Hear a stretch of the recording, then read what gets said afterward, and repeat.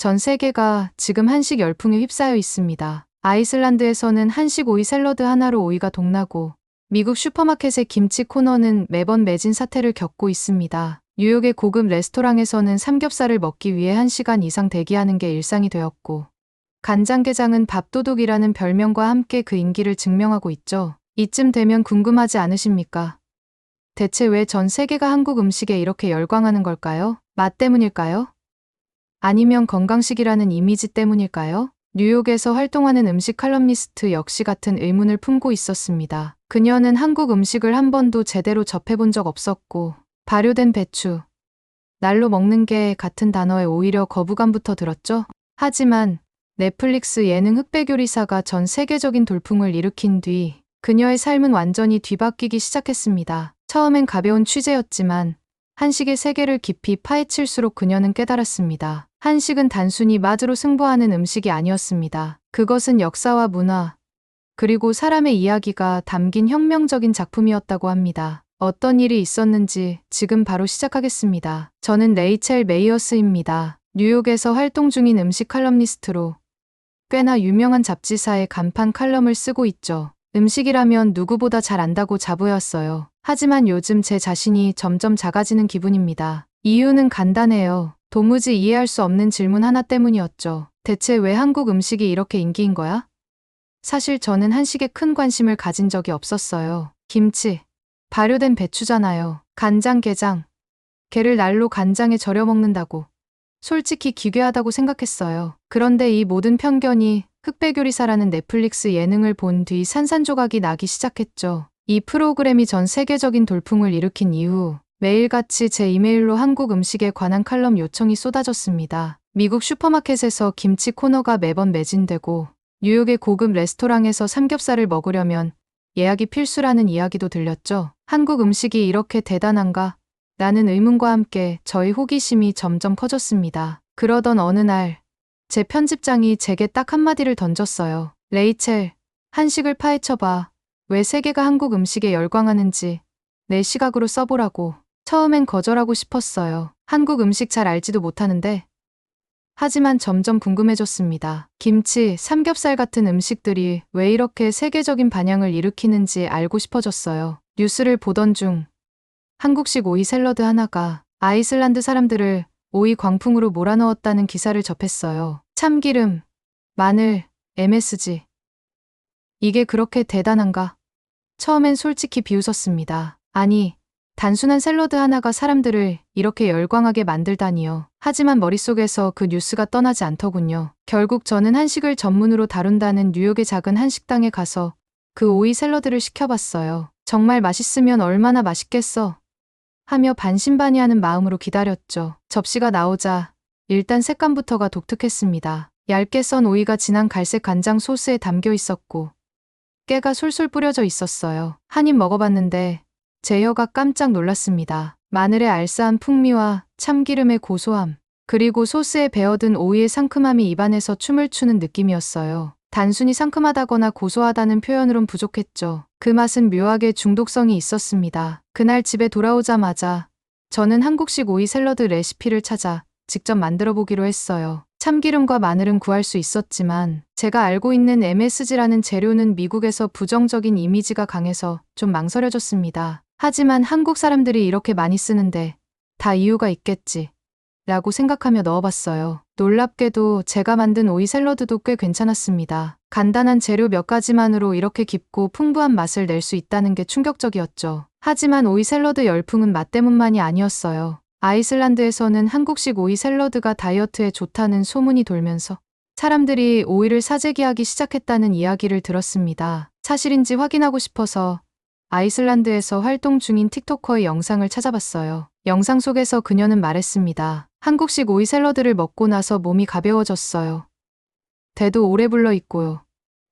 진짜 신기한 음식이에요. 그리고 댓글창에는 전 세계 사람들이 몰려들어 레시피 좀 알려주세요 라고 아우성을 치고 있었습니다. 저는 이 경험을 통해 한국 음식이 삶의 방식을 바꾸는 혁명이라는 걸 느꼈습니다. 오이 샐러드 하나가 이 정도라면 다른 한식은 얼마나 더 놀라울까요? 앞으로 제가 알아가게 될 한식의 세계가 더더욱 궁금해졌습니다. 한식에 대해 본격적으로 취재를 시작하면서 저는 한국 음식이 건강에 얼마나 큰 영향을 미치는지 알게 되었습니다. 특히 한식을 통해 삶이 바뀌었다는 사람들의 이야기를 듣다 보니 제 자신도 흥미를 넘어 깊은 감탄을 하게 되었죠. 그중 가장 기억에 남는 사람은 톰 스미스, 뉴욕 출신의 30대 남성이었습니다. 그는 맥도날드에서 일하며 패스트푸드로 대부분의 끼니를 해결하던 사람이었어요. 톰은 늘 피곤했고 체중이 빠르게 늘어나면서 고혈압과 당뇨까지 진단받았습니다. 그러다 우연히 동료와 함께 된장찌개를 먹게 된 게 그의 인생을 바꾸는 계기가 되었다고 했습니다. 톰은 그 뚝배기 안에 모든 게 들어 있었어요. 채소, 두부, 고기, 그리고 그 짭조름하면서도 구수한 국물까지요. 그걸 먹고 나니까 몸이 따뜻해지고 마음도 편안해지더라고요 라며 웃었습니다. 그날 이후 그는 된장찌개, 김치, 나물 반찬 같은 한식을 스스로 요리하기 시작했습니다. 그가 건넨 전후 사진에는 믿기 힘든 변화가 담겨 있었습니다. 6개월 만에 체중이 20kg 줄었고 혈압과 당 수치도 정상으로 돌아왔다고 했습니다. 톰의 사례를 접하면서 저는 한식의 진정한 강점이 맛이 아니라는 걸 알게 됐습니다. 특히 균형 잡힌 구성이야말로 한식이 가진 놀라운 비밀이었어요. 된장찌개 같은 음식은 맛뿐 아니라 단백질, 섬유질, 그리고 필수 비타민까지 골고루 들어 있었습니다. 제가 평소 먹던 샌드위치나 햄버거와는 비교조차 할 수 없었죠. 톰의 이야기를 듣고 저는 뉴욕의 한 한식당에서 된장찌개를 처음으로 시켜봤어요. 뜨거운 뚝배기에서 보글보글 끓어오르는 된장찌개는 보기만 해도 건강해지는 기분이 들었죠. 한 입 떠먹었을 때 제 혀는 짭조름하면서도 깊은 구수함에 사로잡혔습니다. 그 맛은 솔직히 제가 상상했던 것보다 훨씬 복잡하고 풍부했어요. 그런데 먹다 보니 문득 궁금해졌습니다. 대체 이 된장은 어떻게 만들어지는 걸까? 취재를 통해 알게 된 사실은 또 한 번 저를 놀라게 했습니다. 된장은 수천 년 동안 한국인들의 지혜가 담긴 발효 과학의 결정체였죠. 된장을 만드는 과정은 시간이 걸리고 정성과 기다림이 필수였습니다. 마치 인생의 깊이를 담아내는 것처럼 느껴졌어요. 특히 저는 뉴욕의 한 유명 요리사가 한식을 두고 했던 말이 기억납니다. 그는 한식의 장점이 바로 발효 음식에 있다고 강조했어요. 된장, 고추장, 김치 같은 발효식품은 건강에 좋을 뿐만 아니라 풍미를 더 깊고 다채롭게 만들어줘요. 한식은 자연과 시간이 만들어낸 예술이에요. 이 말을 들으니 톰이 한식으로 건강을 되찾았다는 이야기가 전혀 놀랍지 않았습니다. 그날 저는 또 하나의 놀라운 이야기를 들었습니다. 뉴욕의 한 병원에서 한식의 건강 효과를 연구하고 있다는 것이었죠. 연구자들은 김치와 된장이 장 건강에 미치는 긍정적인 영향을 분석하며 이를 기반으로 한식 기반의 다이어트 프로그램을 개발 중이라고 했습니다. 저는 생각했어요. 패스트푸드의 나라에서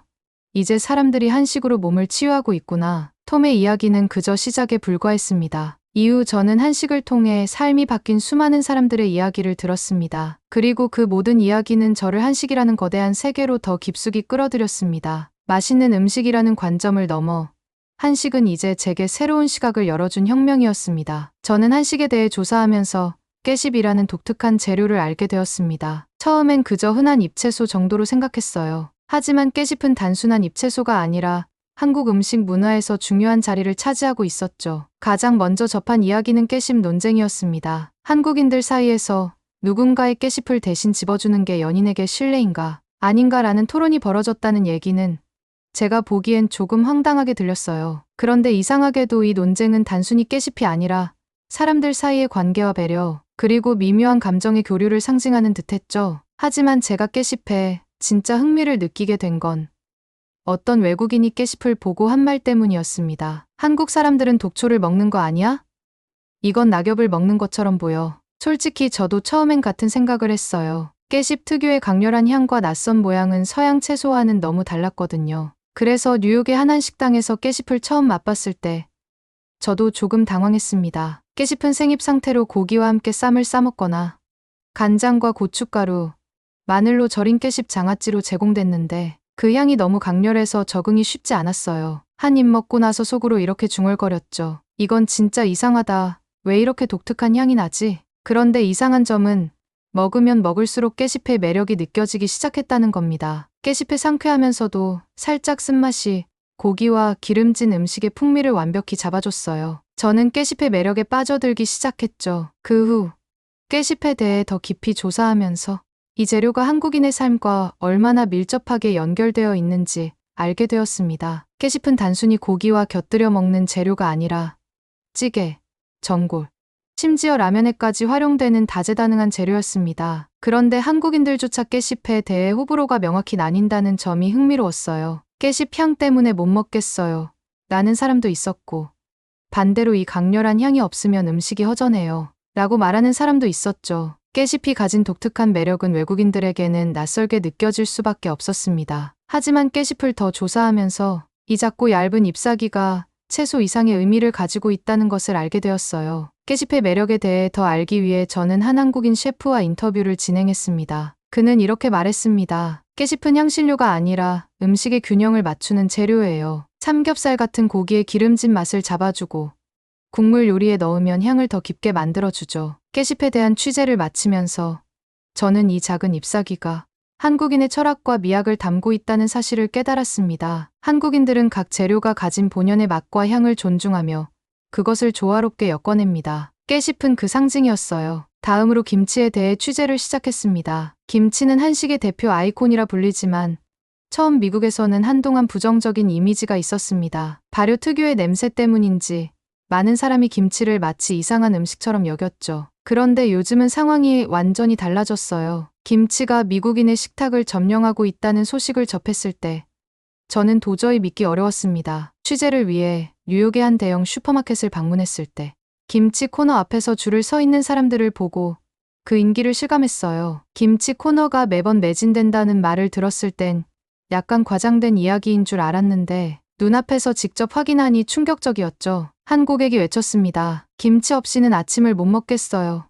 다른 고객은 이게 요즘 장 건강에 얼마나 좋은지 아세요? 우리 가족은 매일 먹고 있어요. 라고 맞받아쳤어요. 저는 김치가 미국에서 이렇게까지 열광적인 반응을 얻은 이유가 궁금해졌어요. 그래서 김치를 주제로 한 건강 세미나에 참석해봤습니다. 이곳에서 만난 한 연구자는 이렇게 말했습니다. 김치는 장내 미생물을 건강하게 유지하고 면역력을 강화하는 데 큰 도움을 주죠. 미국에서 김치가 슈퍼푸드로 불리는 이유입니다. 그날 세미나 후 저는 김치의 발효 과정을 직접 살펴보기 위해 뉴욕에 있는 한 김치 제조 공장을 찾아갔습니다. 공장 안에서는 배추가 소금에 절여지는 과정, 양념이 발라지는 과정, 그리고 발효되는 전 과정을 볼 수 있었어요. 공장 관계자는 이렇게 설명했습니다. 이 안에는 자연, 시간, 그리고 한국인의 지혜가 담겨 있어요. 발효를 통해 풍미가 깊어지고 유산균이 만들어지는 과정은 마치 자연의 과학과도 같죠. 김치에 대한 취재가 끝날 무렵 저는 뉴욕에 있는 한 유명 레스토랑에서 특별히 제공하는 김치 코스 요리를 맛보게 되었습니다. 이 레스토랑은 김치를 메인 요리로 승격시킨 곳으로 유명했어요. 그날 저는 김치 피레를 얹은 스테이크, 김치와 아보카도를 곁들인 타코, 그리고 백김치 가스파초를 맛봤습니다. 솔직히 놀라웠어요. 김치의 강렬한 맛이 다른 재료들과 절묘하게 조화를 이루고 있었죠. 그날 밤 저는 미국의 식탁을 점령한 김치의 진가를 다시 한번 곱씹었습니다. 김치는 서양의 건강식 패러다임을 바꿀 정도로 강력한 영향을 미치고 있었죠. 김치의 세계를 깊이 탐구한 뒤 저는 한식에서 또 하나의 신비로운 음식에 대해 알게 되었습니다. 바로 간장게장이었죠. 게를 날로 간장에 절여 먹는다니? 이게 정말 괜찮은 거야? 처음에는 호기심 반, 의심 반이었어요. 하지만 밥도둑이라는 별명까지 붙은 이 음식이 왜 그렇게 유명한지 직접 알아보기로 결심했습니다. 취재를 위해 뉴욕에 있는 고급 한식당을 찾았어요. 그곳에서 간장게장을 처음으로 접했는데 외국인의 입장에서 이 음식을 마주한 첫 느낌은 다소 당황스러웠습니다. 게가 날 것으로 보였고 짙은 간장에 절여진 모습은 낯설었거든요. 한편으로는 이걸 어떻게 먹는 거지?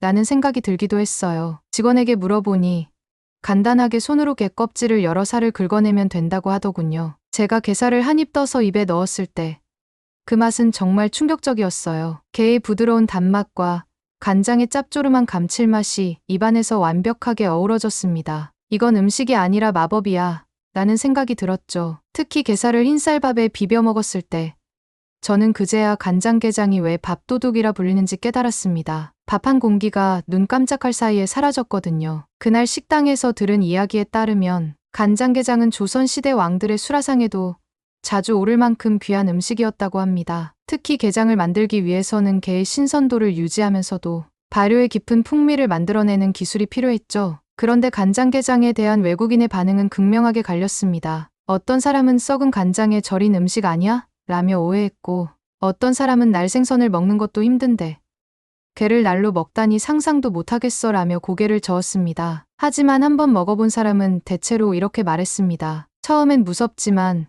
그 맛을 알게 되면 다시는 못 잊는다. 그 후 저는 간장게장의 유래와 조리법에 대해 더 깊이 조사했습니다. 조선시대 문헌에 따르면 간장게장은 원래 민물게로 만들었지만 기생충 위험 때문에 현대에는 꽃게로 대체되었다고 하더군요. 그리고 게를 절일 때 사용하는 간장은 여러 번 재활용하며 깊은 맛을 만들어내는 숙성 간장이라는 것도 알게 되었습니다. 이 숙성 간장은 게장의 풍미를 극대화하는 데 필수적이었죠. 취재를 이어가던 중 저는 뉴욕의 한 셰프가 간장게장을 현대적으로 재해석한 사례를 접했습니다. 그는 간장게장을 파스타 소스로 활용해 게장 파스타라는 신메뉴를 선보였는데 이 음식이 현지에서 엄청난 인기를 끌고 있다는 것이었죠. 간장게장을 통해 한식의 깊은 매력을 맛본 저는 이제 한식을 더 가깝고 대중적으로 즐길 수 있는 방법을 찾아보기로 했습니다. 그러다 자연스럽게 한국식 삼겹살 구이에 대해 알게 되었죠. 삼겹살은 한국인들이 가장 사랑하는 돼지고기 부위라는 말에 흥미를 느꼈습니다. 고기를 굽는 게 특별할 게 있나?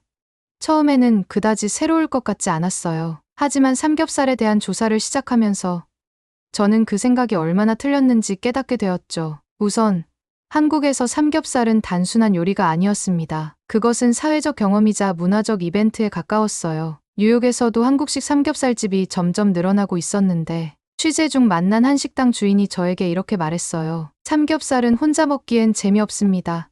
친구들이나 가족이 모여야 진정한 삼겹살의 맛을 느낄 수 있죠. 그 말을 듣고 저는 뉴욕 맨해튼의 한 인기 있는 삼겹살 레스토랑을 찾았습니다. 식당에 들어서자마자 제 눈길을 사로잡은 건 각 테이블마다 놓여있는 커다란 불판이었어요. 삼겹살은 웨이터가 요리해주는 것이 아니라 손님이 직접 불판 위에 고기를 굽는 방식이더군요. 처음엔 손님이 요리까지 해야 한다고 라는 생각이 들었지만 고기를 굽는 과정이 하나의 의식처럼 보였습니다. 삼겹살이 불판 위에서 지글지글 소리를 내며 익어가는 동안 저는 이 독특한 다이닝 경험에 점점 빠져들기 시작했습니다. 저는 삼겹살 한 점을 고추장과 쌈장에 찍은 뒷게십과 상추에 싸서 먹어봤습니다. 그 순간 저의 모든 편견은 깨졌습니다. 삼겹살의 풍부한 지방과 깨십의 향긋함, 그리고 고추장의 매콤함이 조화를 이루며 입안에서 폭발하듯 퍼졌어요. 그러나 삼겹살의 매력은 맛에 그치지 않았습니다. 삼겹살을 중심으로 사람들이 함께 모여 대화를 나누고 웃는 모습은 정말 특별했어요. 취재 중 만난 한 한국인은 삼겹살에 대해 이렇게 말했습니다. 삼겹살을 먹는 자리는 사람들이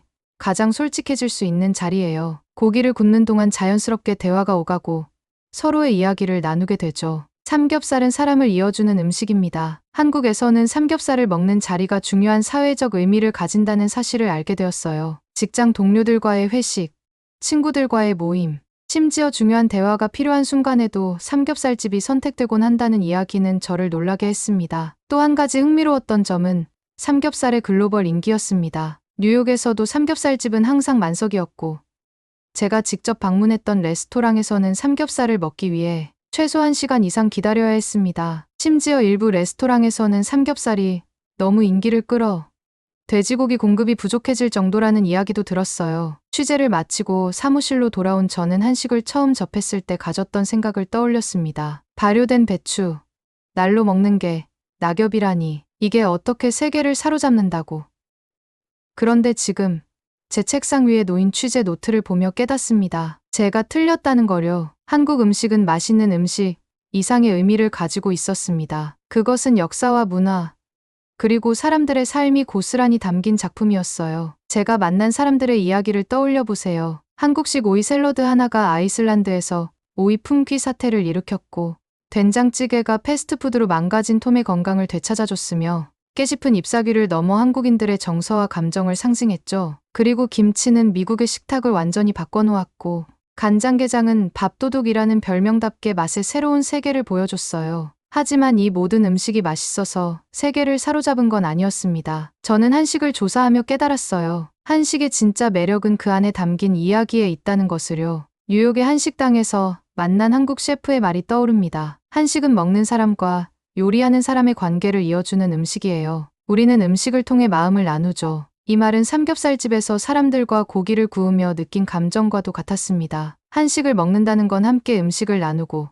대화를 나누고, 문화를 나누는 행위였습니다. 그 과정에서 저는 자연스럽게 한국인의 따뜻함을 느낄 수 있었죠. 또한 한식은 끊임없이 변화하고 있었습니다. 뉴욕에서 만난 김치 타코, 간장게장 파스타 같은 요리들은 전통적인 한식의 틀을 깨고 새로운 방향으로 나아가고 있었어요. 한국 음식이 다른 문화와 어우러지면서도 본질을 잃지 않는 이유는 뭘까? 저는 셰프들에게 그 비결을 물었고 그들은 이렇게 대답했습니다. 한식의 핵심은 재료와 정성이에요. 다른 요리와 섞이더라도 그 기본이 흔들리지 않기 때문에 새로운 모습으로도 사랑받을 수 있죠. 취재를 하면서 알게 된 또 한 가지는 한식은 트렌드가 아니라 삶의 방식으로 자리 잡고 있다는 사실이었어요. 이제 한식은 사람들에게 건강과 위로, 그리고 삶의 가치를 전달하는 혁명적인 존재로 자리 잡고 있었죠. 칼럼을 마무리하며 저는 다시 한번 스스로에게 묻습니다. 대체 왜 한국 음식이 이렇게 인기인 거지? 그리고 이렇게 대답했습니다. 그건 음식에 한국인의 혼이 담겨 있기 때문이에요. 이제 한식은 제게 취재 대상이 아닙니다. 그것은 제가 사랑하게 된 새로운 삶의 한 조각이 되었죠. 저는 앞으로도 한식을 사랑할 겁니다. 그리고 그 이야기를 세상에 더 많이 알릴 거예요.